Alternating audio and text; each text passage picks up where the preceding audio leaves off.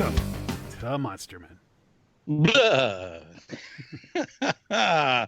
Guess what? What? We are hanging out with more people now than ever. This is crazy, right? It's supposed to not be together. We put the social in social distancing. Exactly. This week, this is long overdue. We have my pal, Chris Sorensen, on, who is the author of the Messy Man series, The Nightmare Room and The Hungry Ones, which love those books. And I'm not alone. Just check out the Amazon reviews. He's also a audiobook narrator. I think he's done about 1,700 books. Oh, geez, I wish. It's like let's say half of that. Let's say half of that. Okay. And an all-around great guy. If he was a little younger and single, I'd let him marry my daughter. But it's not going to happen. I can say it easily now. High praise, indeed. Welcome to the show. Thank you. It's nice to be seen. It's nice to see everybody's abodes. And, it's good to see you out of the basement. It's nice to be out of the basement. I can tell you, I've spent a good part of today in the basement.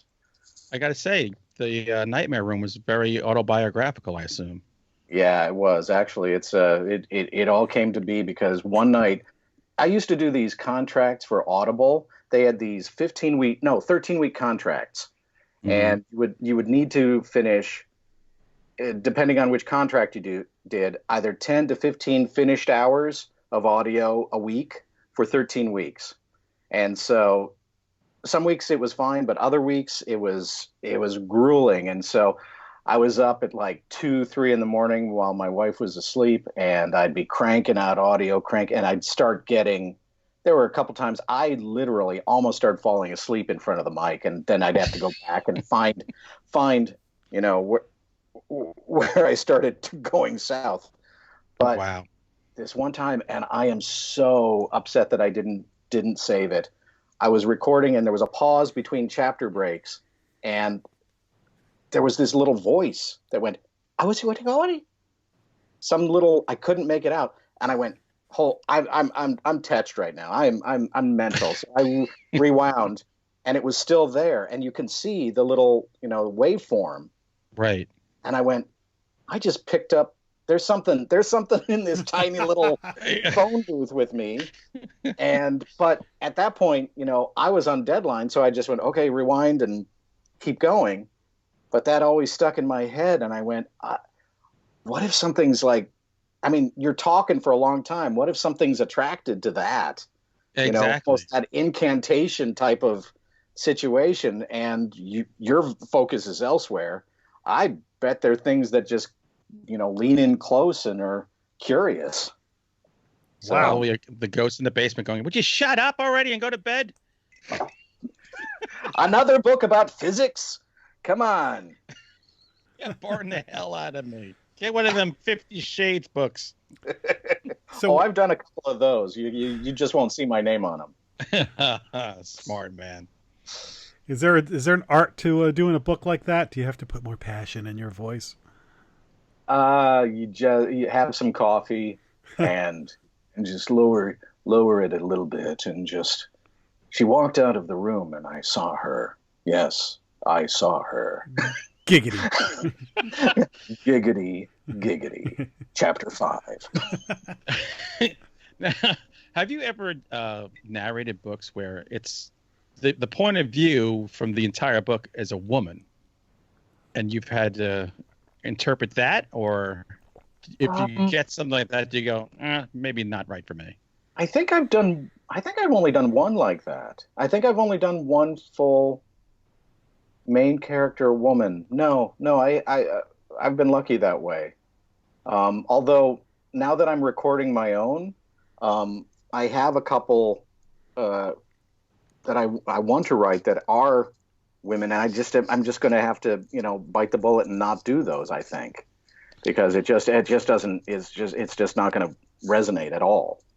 I tell you, from an author perspective, years ago, Severed Press contracted to do an audiobook for Loch Ness Revenge, which is told from the point of that, and it was weird because when I was writing that book, I was writing a very gung-ho masculine book in the mornings and then writing hers in the afternoon. And then when I heard the audiobook, I didn't realize the guy was going to be doing it. I was like, what? It took me right out of the story. So I can't imagine what it did to, people listening to it.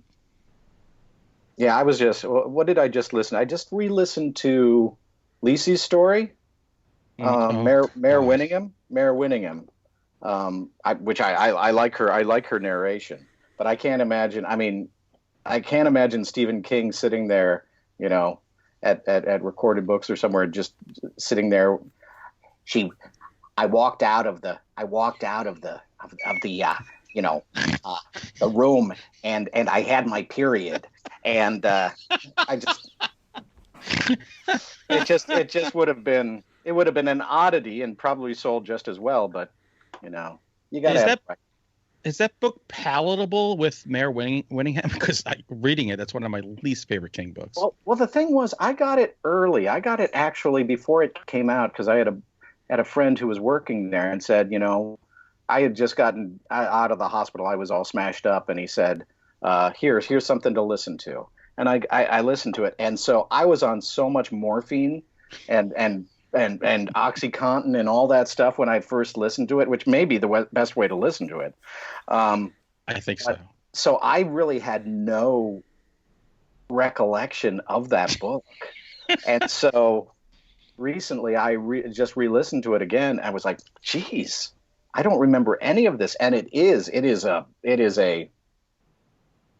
I think there's a great 20% of story in there.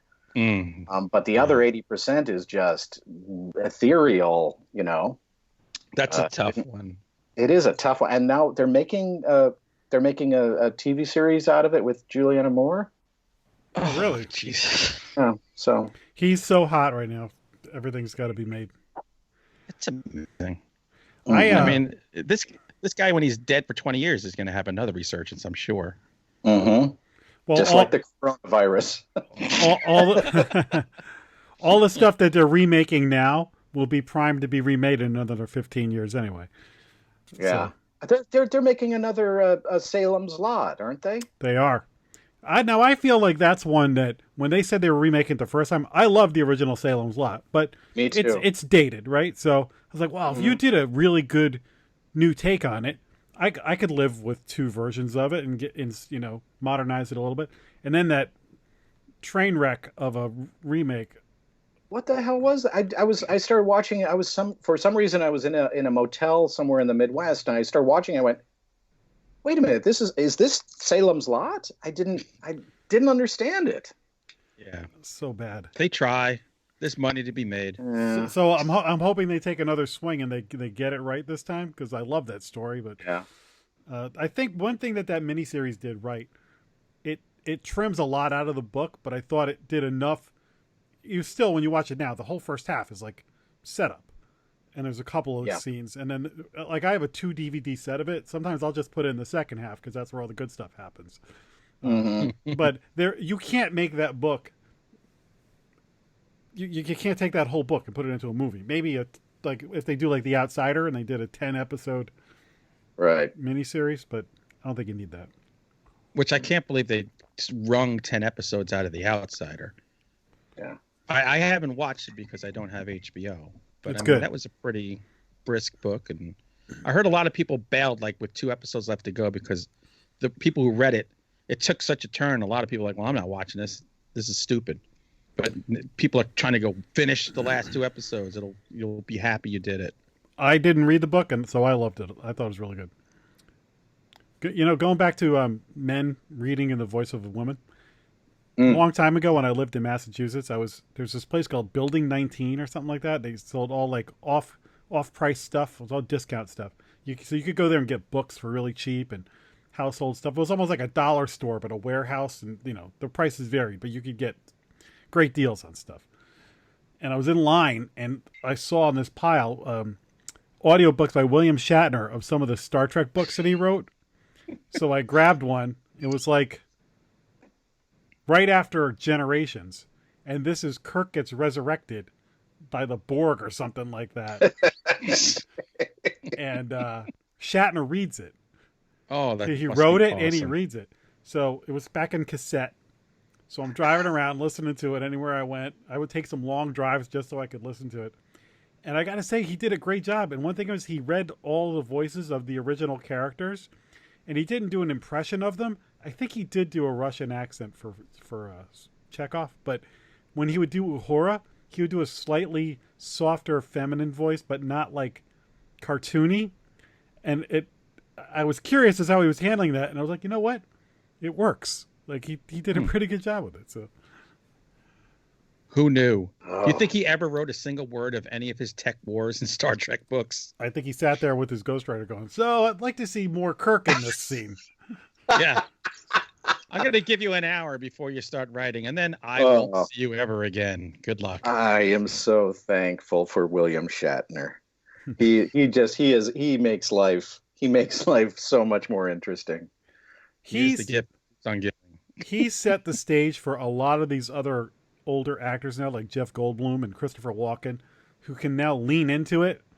Yep. Because he's like Spader, Boston Legal, Spader does it too. Mm-hmm. Yep. Yeah. He must have learned from him there.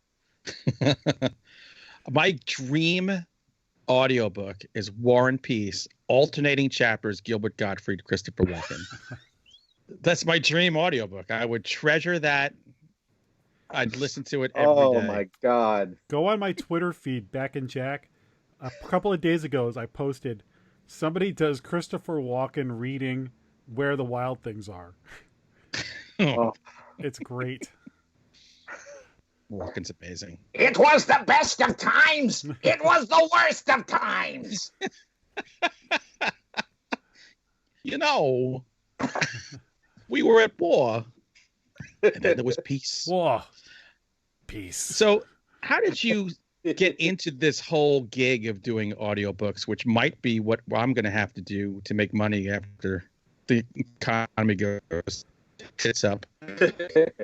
While everybody's in their bunkers listening to stories, not watching movies. Or I got a buddy a job. A buddy and I, back when I was an actor, we were on tour, touring the worst version of Moliere up and down the East Coast with a van for like about 5 months. And then I got him a job out in Colorado at the theater that I work at. And about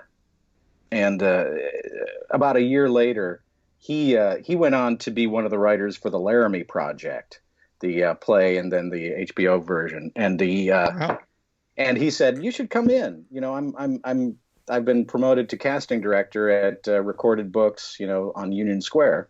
You come in, meet Claudia, and do a little, you know, lay down some tracks and see what's what."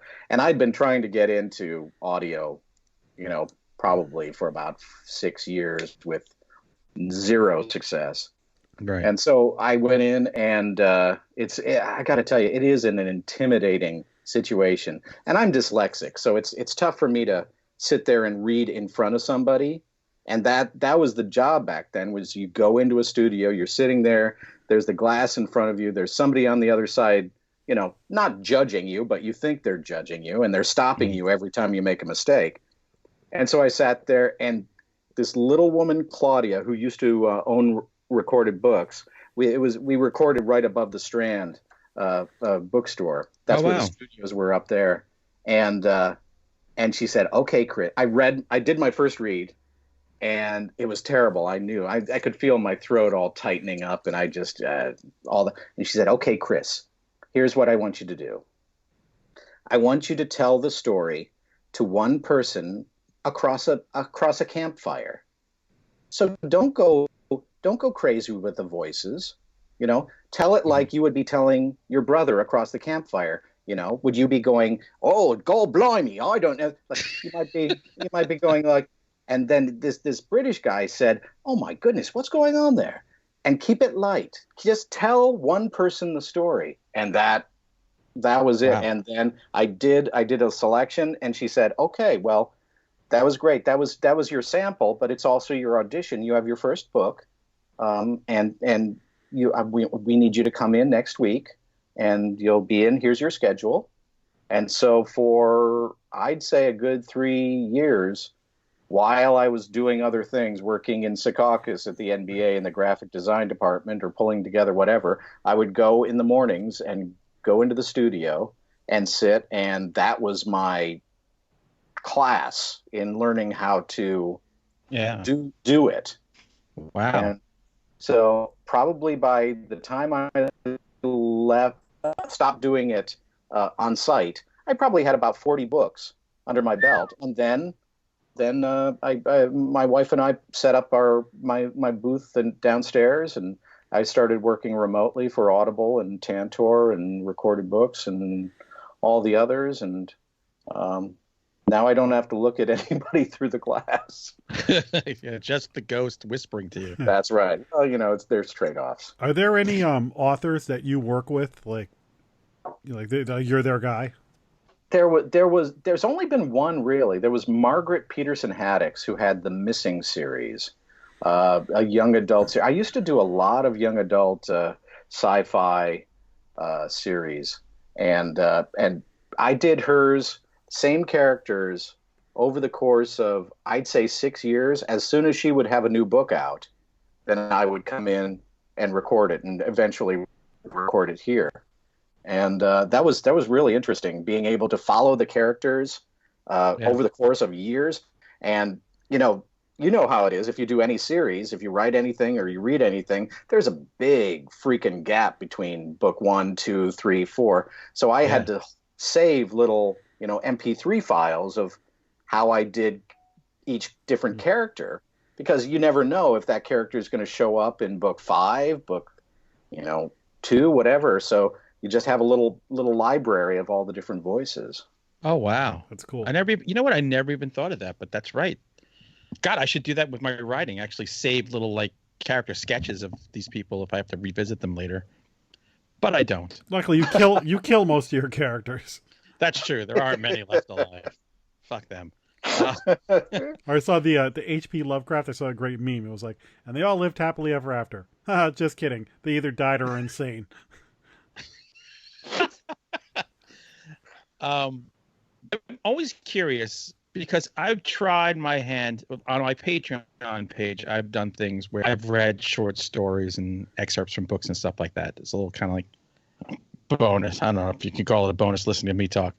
But I've always wondered, for every, say, hour of an audiobook that you listen to, how many hours goes into making that 1 hour? On a good day. The ratio changes as you get older. When I was in my prime, I could sit in a studio for 2 hours and get 90 minutes of audio. That was back when I was hungry and was like practically rehearsing each thing before I went into the studio. Now it's more like a 2 to 1. Mm-hmm. So 2 hours in studio to 1 hour, unless you're doing something like, I just finished a book on the human genome, and that was more like a 3 to 1. So. Oh my God. Mm-hmm. Is that the one that almost made you fall asleep? No. Oh God, no. It was actually interesting. It was about Neanderthals, and it was about evolution. It was about how the different branches of I'm going to use a lot of this shit. But it was about one of the greatest details was actually about human intelligence being linked to the jaw muscles, which was because the jaw muscles of humans, we can do this, and that facilitated greater range of vocalizations, and so that contributed to language. Wow. Huh. So just a physical thing. So right. And that's interesting. So I just summed up that whole book there for you. 14 hours on the human genome. Done. Yeah. Do you read Cliff Notes too? No, but I do a lot of books for dummies. Oh, I'm your number one customer. I love those For Dummies books. Oh. They're based out of I think they're based out of Hoboken, actually. Really? Yeah. It's a Jersey company? Those are great books. Yeah, Jersey. I think they're a Hoboken. Their home office is in Hoboken. I think what they do, they must take different subjects and have like a somewhat pre-existing book in some cases and then adapt it to the For Dummies format. Mm-hmm. But I mean, just having done like maybe 10 or 12 of those, that's what it seems like. I am going through old stuff now that I have all this time, and I'm finding old books of mine and stuff. And recently I found books like For Dummies and other books in that vein about like Photoshop version 2 or PowerPoint 2003 or whatever. And I brought a bunch of them into work one day. I said to another guy at work, I go, do you think anybody in the world needs any of this or would have any interest? He's like, I don't think so. And so part of me was going to take him to like the recycling center and there's like a book thing or whatever. And then I was like, who the hell needs PowerPoint 2003? And I just checked it. Who needs PowerPoint ever? Right. You need, oh my God, I spent years doing PowerPoint in Secaucus. Years working at the NBA and the graphic design department. I'm not a sports guy, but I was doing all of Stern's, all of his presentations, and he'd go fly to China, and it'd be like, okay, we need you to wait around. You're supposed to go at 5 p.m., but you stick around till 9. We'll order in food, and then at 2 they say, no, he decided to go to bed, so that's it. Oh, jeez. Oh, those jobs. Nothing drains your soul more than sitting down somewhere and go, hey, I'm going to let's go through this PowerPoint presentation. You're like, oh, God, shoot me. Look at the transition. Look at the transition. Do you remember the episode of The Office where Michael Scott, Ryan told him that he had to learn PowerPoint, and Ryan came to hear him give a presentation in PowerPoint, and he just goes, PowerPoint. That was it. Anytime someone whips out a PowerPoint, I just think of Michael Scott. I like when people, the number one sin of PowerPoint is reading the slide to the group, just turning around. Oh. And the complete opposite is like the best way to use PowerPoint is like you have a picture of a donut or something, and then you just talk, and somehow the donut is a punchline or has something to do, whatever, but just you have these visual things that are interesting and engaging. While you're talking, you're just kind of like, so why would I put a donut up here? Well, you see, blah, blah, blah, and you go in, whatever it is, just visual cues to help add some color to your thing and not a script that you're reading off the wall. You just gave away your TED Talk secrets right there. Well, it's funny. Jack and I, we used to work together, and we had a boss who I went with him down in the city, and we worked with market research at the time. And we were giving this presentation to all these high-level market researchers in New York. And I will never forget this. He has this intro thing, a slide, and he's talking. And then, boom, here comes a horse wearing pants. And he just goes, horse pants. So it was meant to, like, break the ice. Stone cold silence. So I'm sitting there, and I almost have to excuse myself because I'm thinking, if I hold this laughter in any longer, it's going to come out my ass as a fart. And that's not going to be good either. And I just looked up at him and I just mouthed, "You're dying." I got a follow up to this story. Same guy. By the way, we love him. He was awesome. Greatest guy. He wanted to put in one of the decks. Father Guido Sarducci had this bit called the 5-Minute University or something like that. Remember Father Guido Sarducci from Saturday Night Live, the Italian priest? We're all in the right age group this time. Yeah. It's a good. The bit goes like longer than 5 minutes. So in a presentation to clients, that's 1,000 years, and it just keeps going and going. And so it was early internet, so it was really hard. Like you'd have to use a link. He's like, "Can't you just get the video?" Like, no. How do you get the video? You know, it's like we don't have the copyright for it, whatever. So all this stuff to try and get the video, then it's like embedded into this deck. I'm like, you have to have an internet connection in order to show it. And finally, we talked him out of doing it. I'm laughing so hard just because I know him. But the magic thing that happened with me and him, he was really a stickler on, you got to go by the deck and the order.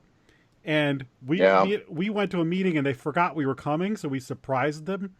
And so he's scrambling to get the projector set up and everything. And I just started talking. And we just ended up not using the slides because I just started telling stories or whatever. And when we left, he goes, "How did you do that? What was that?" I go, "I just talked about it." That's all. And that's where I got my clout with him. Like that was a good day. He did it without QuickTime. He did it without transitions. No star swipes. By the way, here's a quick trivia question, and I did not look this up. I actually have this in my head. What was Father Guido Sarducci's real name? I think I know it. No, I'm not rolling around in my head. God, I'm so positive, and I'm not going to double check myself. I'm just going to say it. I know. Well, let me guess. Can I guess? Yeah, go. I think it's Dom Novella. Oh shit! Now you make me think I'm wrong. I'm thinking Billy Saluga. No, it's not Billy Saluga. Well, I knew Billy. I knew Billy. Billy owes me $5. Oh, here's a question. This is hard hitting. Who played Father Guido Sarducci? There we go. Gilda Live features Gilda Radner, Don Novello, Diana Grasselli, Don Novello, Jack. Novello. Look at that. Here I am coming up with the question, and I have the wrong answer. Nice. Good for me. If somebody wanted to say, I want an introduction to Chris Sorensen's best, what he thinks is his best audiobook that he's done, what is it? I'm asking for a friend. Jeez. I really liked I did Bunker Hill by, I can't remember his first name. His last name is Philbrick. It's it was a historic piece about Bunker Hill, but I still love those. I love those young adult books by Margaret Peterson Haddix. She was. I mean, you could tell that each book she was kind of fixing things as she went as far as the story, but she did it so well that only that a above young adult could see them, but a young adult couldn't see them. Yeah. And she had it was just so imaginative. It was I just loved her writing. And I loved the very first audiobook I ever did, which was called Lottery, and it's about a man who's it's basically a Forrest Gump. If Forrest Gump won the lottery, and it's about a guy who's developmentally disabled, and the whole book is told from his point of view, and he's explaining how his family comes in and how his friends rally around and what he wants to do with them. I really love that one. You know, it's funny, in today's publishing climate, if you or I wrote that book, they wouldn't even touch it because, they're not learning disabled. Yeah. They don't know. Yeah. It's so weird the way things have come now, where you can't use imagination, creativity, and research. It's just like, you can only talk about from where you come from. Well, slight variations. All of my books are going to be about a fair to middling successful audiobook narrator who lives in Jersey, who likes a wee scotch and spends his spare time on Skype. There you go. Nice. I mean, which is why I'm currently writing about a Puerto Rican priest who's given up his faith in God. The priest named Don I feel Novello. very close to him. It's so funny because we're in the times of coronavirus right now, and my wife found out that her friend last night caught it, and she's got autoimmune disease, and she's not doing well. And last night she told me that, and I went downstairs to my lair where I'm separating from everybody, and I said, you know what, I should say a prayer for Debbie. And I go, I don't believe in God. I don't believe in prayer. And I go, oh shit, no, that's Raoul. That's the character in my book. That's not me. But with this, everything's been shutting down. So I've written a third of the book in the last 2 weeks, and I'm so in that headspace. It was one of the few times in my life I could not separate myself from the character for a little bit. It was so weird, and it's so morose. I'm surprised I'm not slitting my wrist right now. There's a lot of strange mental adjustments going on, though. I mean, I used to be everybody else's memory.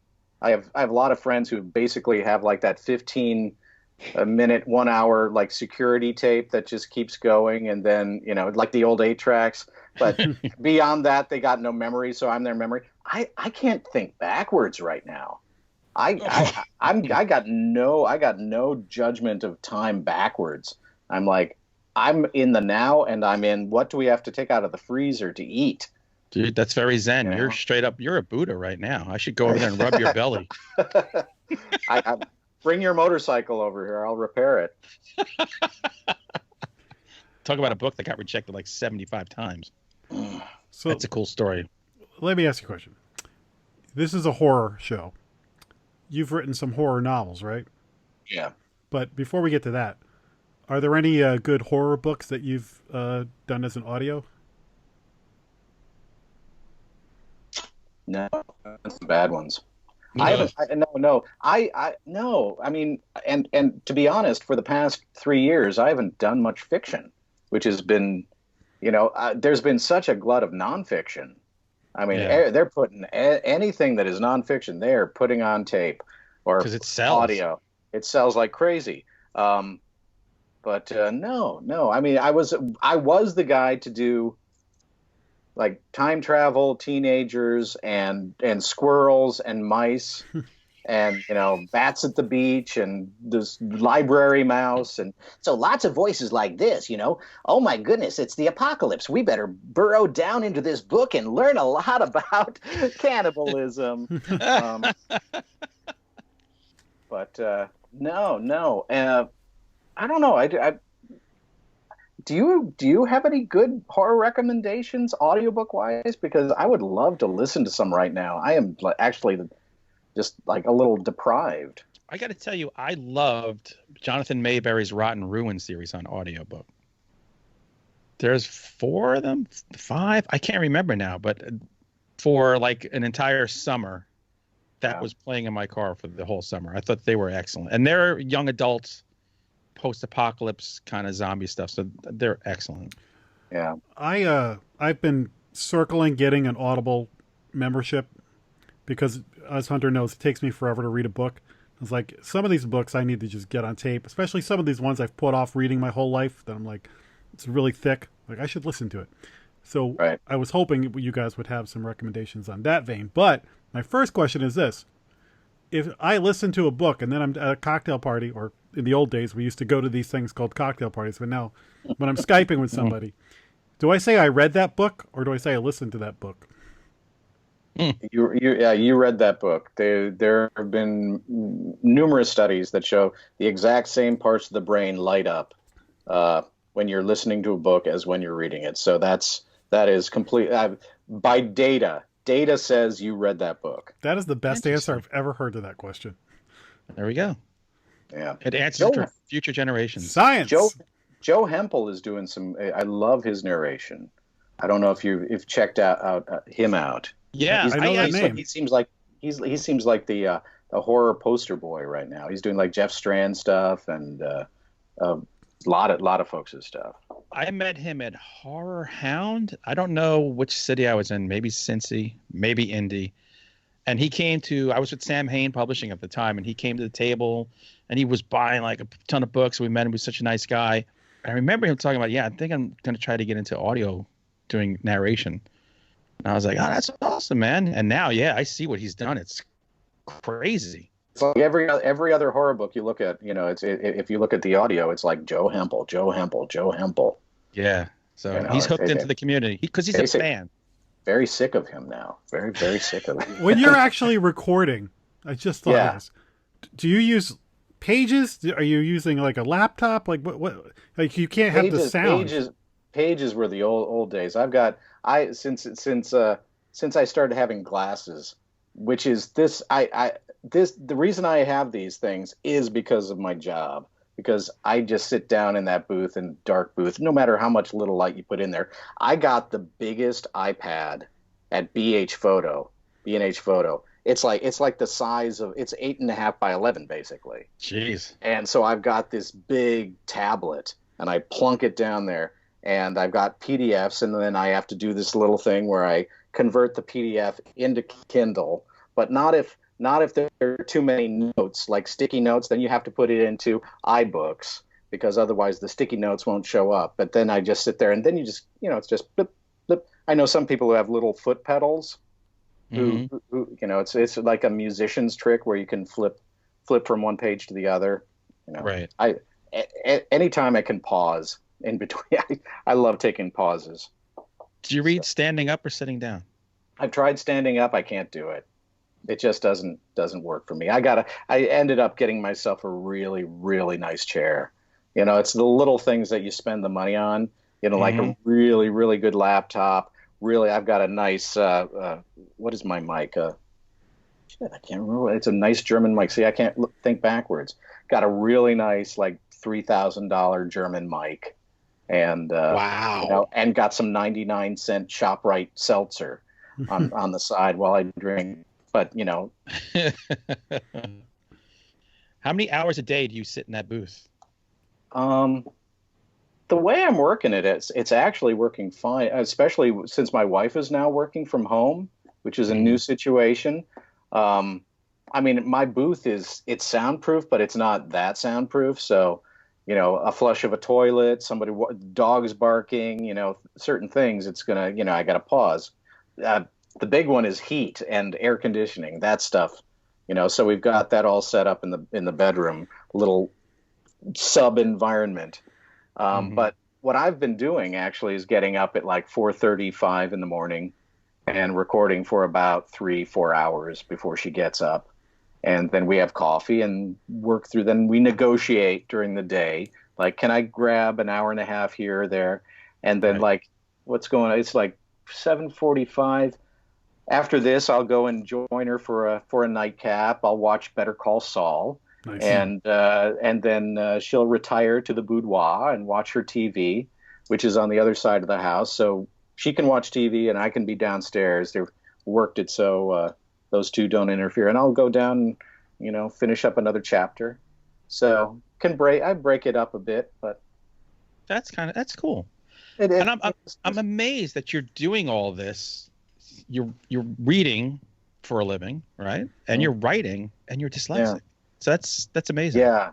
I think it's one of those things where it's like, but I'm dyslexic, but that's the direction I was going anyway. I mean, that was my direction. It's I would never compare myself to this, but it's like somebody with no legs who's like, I got to run, so you're just going to find a way to do it. And words, hey, I started out my life, I thought I was going to be an artist. I was drawing all the time, but they were so static. And it was just the first time I started listening to, my mom read Dr. Seuss. And then I would, got my first library card and could go and get in our library. I think the kids you only got to get 5 books out at a time or something like that. And then when I was in high school, I started working at the library, and then I could get, as many as I wanted. My dad was a professor and they had a library. I was a faculty brat. So I'd go spend my summers in the college library. Wow. And go and watch, movies in the auditorium.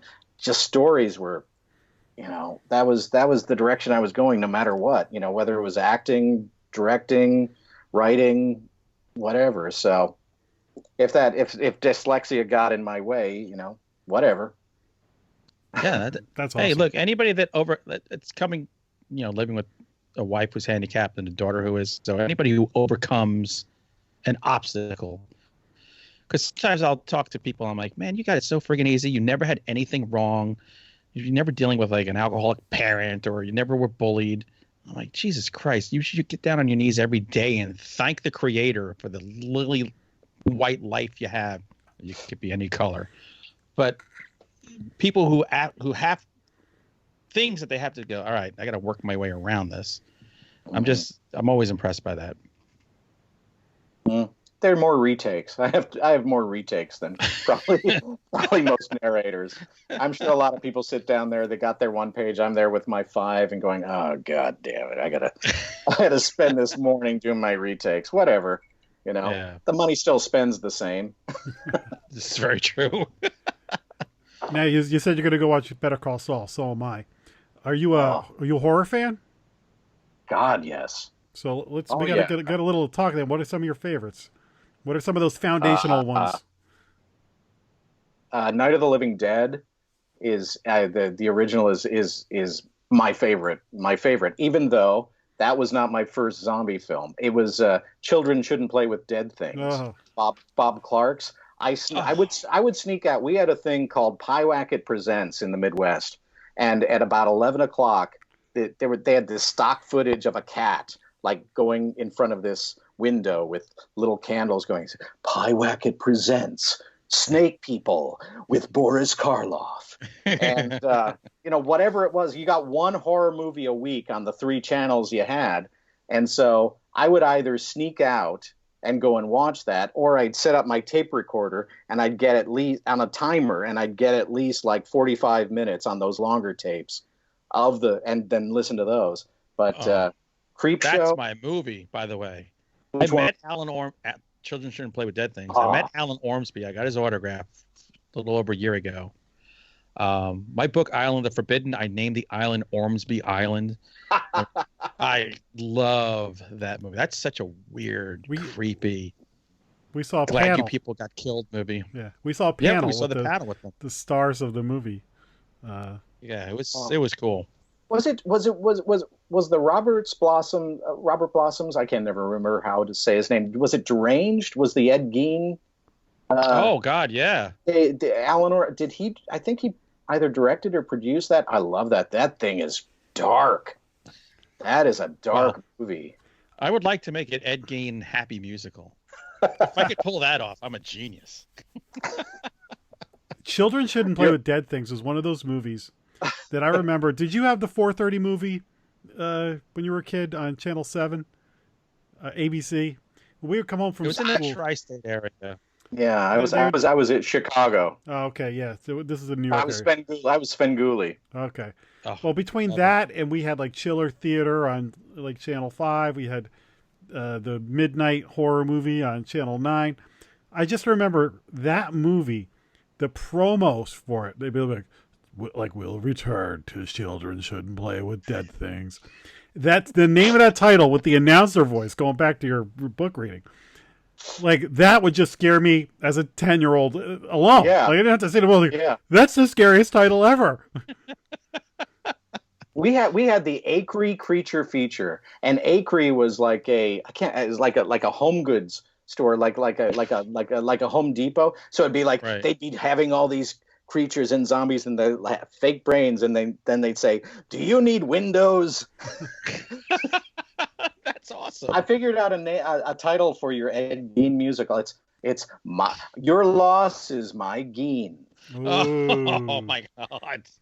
Not corny at all. Mm. Hey, he didn't kill people. He just liked dead people.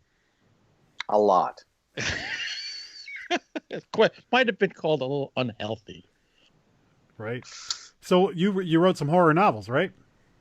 Yeah. Sure There was a screenplay that I was back when I had my literary agent who's since retired.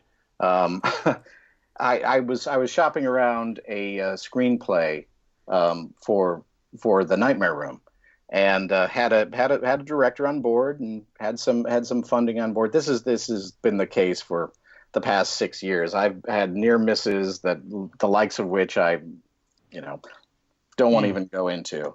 Gut punches every time, I'm sure. Yeah, like producers of The Office were involved in my leech person vampiric redneck horror script Suckerville for a long time, and got the call that everything was a go, and instantly went and had some nice tequila, only to learn like a month later, oh no, they went with Bone Tomahawk.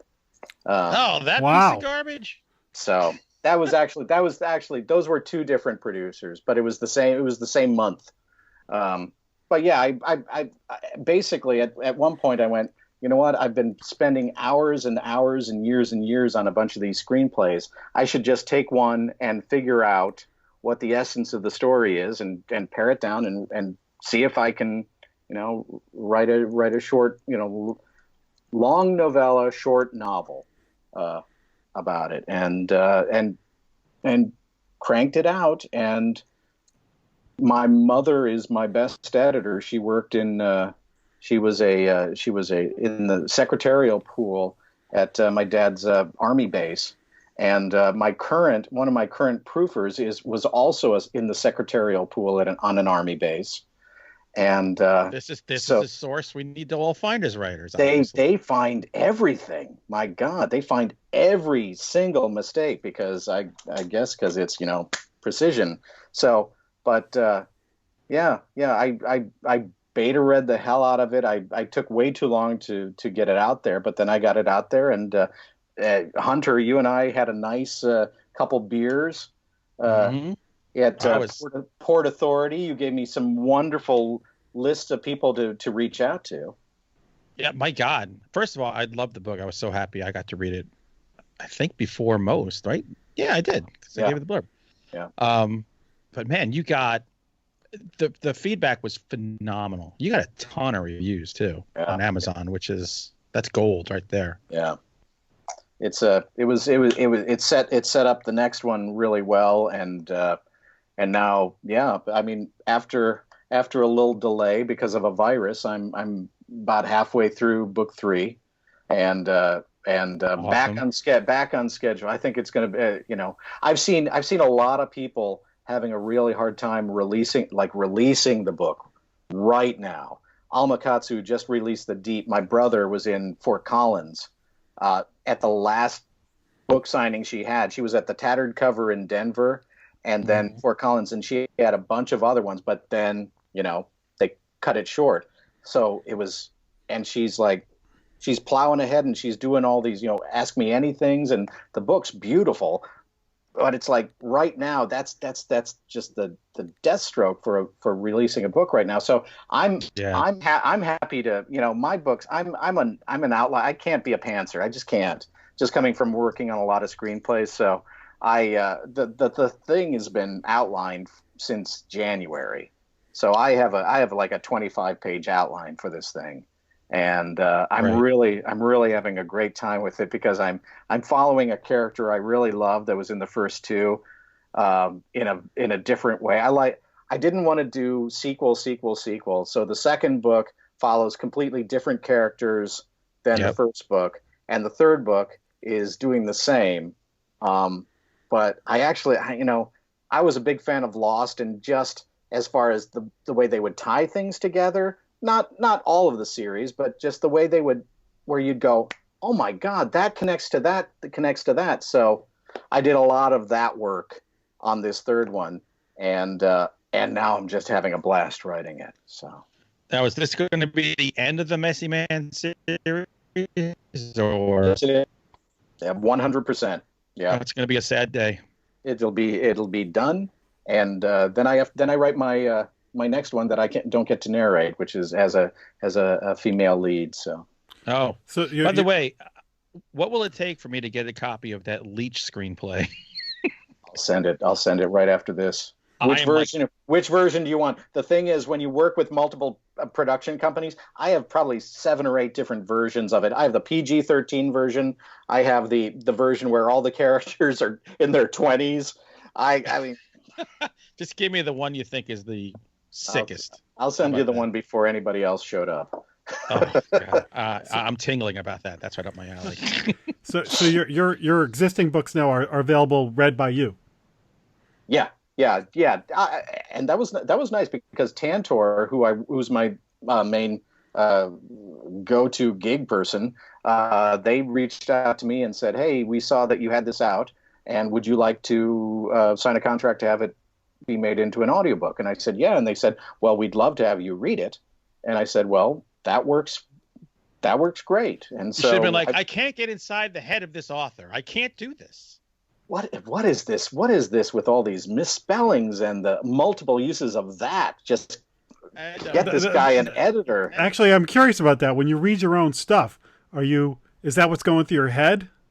Absolutely. And my buddy Nick Sullivan, who got me into who taught me the ropes.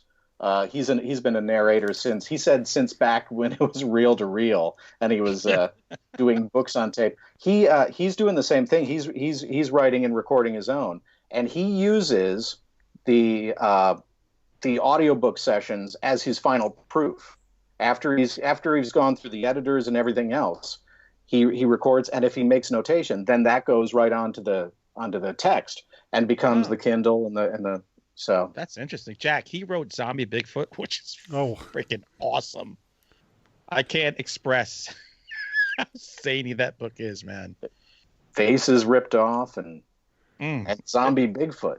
So Yeah, it's great. By the way, speaking of Bigfoot, right up here in the layer, I got to be careful. oh, look at that. Chris gave me this, Jack. This is from the Patterson Gimlin sighting. Patterson Gimlin. So it's my Bigfoot right up here with Samantha Fox and everybody else. You can trade that for some hand sanitizer, I hear. Oh, gee. You know what? There's a lot of things I trade before I hit that, including my wife. Hey, hand Yes, sanitizer. take my wife, please. Hand sanitizer is harder to find than Bigfoot right now. Oh, that's gold. Oh, look at you. I was watching the news way ahead, so I'm stocked up on toilet paper and hand sanitizer up the wazoo. So I saw a YouTube video on how to make like handy wipes. And I was like, oh, this is easy. I just need rubbing alcohol and then the rubbing alcohol's gone. I'm like, damn it. and they say not Tito's, but Everclear is good. Had a lot of Everclear nights in my So life. calling 1983. Yeah, right. I'll start with some Crazy Horse first. So, where can people find you on the interweb? Oh, I am at casorensenwrite.com, but I haven't checked in there in the past month. I've been a little busy. No excuses now. Butcher Box and Misfit Market, making those orders. But I'm pretty much I hang out on Twitter. I just hang out on Twitter, and I've tried to support as many people as possible on Twitter. A lot of people are some people give authors grief for trying to push their books right now, but if you're not working and you've got books out there, especially if it's on something like Amazon Prime, where if you have Prime, and somebody wants to read your book for free, that's some money in people's pockets. So Twitter, find me on Twitter. I'm out there. I'm hanging out there. I'm drawing little skeleton pictures and that was a funny one recently. Posting what you did today. Was that the skeleton with the oatmeal? Yes. Yes. Instant oatmeal again. Yeah, you're fun to follow. That's what my wife says. As she cleans up behind me. I also like looking in your windows at night when you're sleeping, but that's another story. Mm. He's not looking at you. He's looking at your hand sanitizer. I gotta get my hands on that hand sanitizer. 6 feet away. Jack, don't be sure when we put this episode out, we put his address on the bottom. Totally. Oh God. I'm quarantined. I'm sequestered. I'm whatever we are. He has a virus. Yeah. Oh my God! I was just listening again to the graphic audio version of the Jersey Devil. That's crazy, right? No, it's because I was just talking to a filmmaker who's like I said, who people are trying to find new ways to get their stories out there, things that they're going to have on hold. And I went, oh, you should listen to this. And I stole a little clip, like, man, this holds up so nicely. I just want to sit there and listen to this and CBS Radio Mystery Theater. Yeah. And they do such a good job. It's so unique. I'm just tired of looking at screens. I want to hear stories like stuck right in my ear. Yeah, the first time when they did the Montauk Monster, the first time when I listened to it, I kept going, did I write this? Like it seemed so far beyond what I was doing when I was writing the book. It was better to me. Mm-hmm. And so it was cool. It was like I was an observer. I was like, this is new to me. So it was really cool. They've done a lot of my books because anything I do with Kensington goes right to them, and I have no complaints. What's it like when you hear somebody reading your dialogue? Do you ever feel like they're missing the way that you meant it to be said? Sometimes, yeah. Especially if you have a dude reading a woman character, that's jarring. But there have been other times where I'm like, I wouldn't have gone that way. But you know what? I don't care. I'm too close to the subject, so maybe listeners will love it more than I do. You ever read the Dark Knight Returns graphic novel? It's spectacular. Mm-hmm. So they made a 2-part cartoon movie of it. Peter Weller is Batman in it, the voice. Oh yeah, and they do a pretty good job with it. But I've read that book so many times, and I had it all in my head. And there's certain lines he said that I'm like, no, that's not the way he said that. You're not. That's not the way I dreamt it in my head. You need to get out more often. That's true. You can't now. I know. Nobody can get out. It's our time to shine. By the way, this guy look for UFOs. We got nothing else to do at night, so go in the yard with a cigar and a drink and just stare up at the sky. You have either of you seen a UFO? I did. You did? I was part of a huge sighting here in Yonkers in '87. I mean, it was like thousands. I still will run across people that will talk about that, and I'll be like, "Hey, I saw it too." So it was enormous. It was a we were by I-87, the New York State Thruway, waiting for my sister to get out of where was she? Toys? No, Babies R Us. She worked in Kids R Us. And we're up on the top floor of this parking garage. I'm with my mother and the woman who would become my wife. And I'm looking over at 87, and it's nighttime. And you see, all the lights of the cars going by. And all of a sudden, all the cars stop. And on a throughway, people are getting out of their cars. And I'm seeing everyone get out, and they're looking up. And I said, well, what the hell is everyone looking at? There's an object the size of Maryland up in the sky. You can't make out any detail, but it's blocking out every star in the sky, and there's lights on the very far ends of it. And it soundlessly moves down I-87, goes by across the Hudson to Jersey, lights up, and goes straight up in the sky. Nobody knew. I mean, it was in the front page of the paper the next day. But I remember I'm screaming, we got to follow, we got to follow, we got to follow. My sister going, I want to go home, I want to go home. You want to pull a Roy Neary and just Oh, my wife was like, I don't believe this. I don't believe this. I'm like, it's right there. It's right there. It was crazy. Great moment. And I'm glad I was not alone. Yeah. Yeah. And there were 4 of us in the car, and there were thousands of people in the area at the time. So I'm always looking for the next. They need to come down here and help us out now. Probe me. Probe me. I'm due for colonoscopy anyway, so if you find anything, fix it with your space age technology. That's right. They're gonna land at the PNC Center and probe you. You just get in line, and Oh, he has no coronavirus, and we took out 4 polyps. On your way, sir. All right, we better end this, Jack. This is going to devolve into stupidity. By the way, let me go on. This is our 150th episode, so congratulations. It is. You're sesquicentennial. I would have drank 4. God, nobody tells me these things. I looked it up while we were talking. We're so in tune with it. Yeah, look at that. Yeah, it's a big episode. Meanwhile, we're coming up on 150 for Final Guys soon.